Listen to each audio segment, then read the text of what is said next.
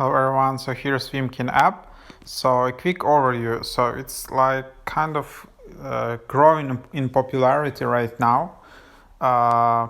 So it's one of the apps which has kind of more free approach to speech. So for example, there was another parallel app which was created because there was kind of some censorship on Twitter, and WIMKIN app, I think it's about that as well. So you can share any information here without being censored, and there is much less review of your content. I think that's the main idea of it.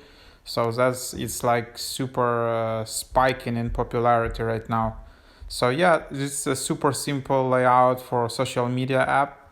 You just create your profile, then you can just post something. You can tag people.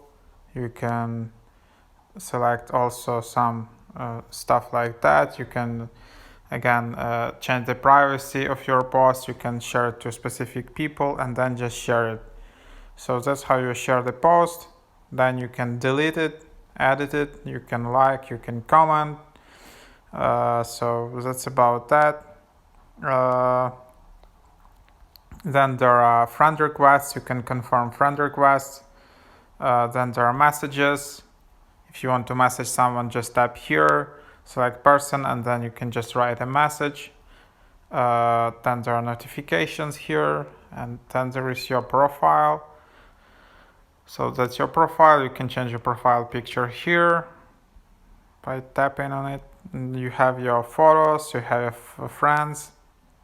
If you want to unfriend someone, just tap like that, and then you can just unfriend. Then you see all your posts. You can share something from here as well, and edit profile. So all that stuff here. Then there is system settings, edit account, and then if you want to delete your account, you can do it from here. Then again, like we saw that, you can change your time zone, full name, currency, but you can't change your username. Then if you want the privacy settings, you can change your password. You can see blocked users here, block them. So that's that. Then you can enable dark mode. You will need to restart the app to do that. So there you have it, and then here there are also like quick links to the groups.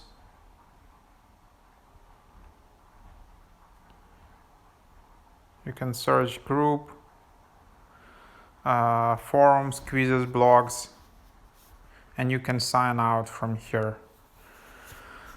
So that's about that. So as you can see, this is kind of the app. The view of it is kind of similar to Facebook newsfeed, but that's the idea of the app. You can comment, you can react. So that's about that. Hope that was helpful.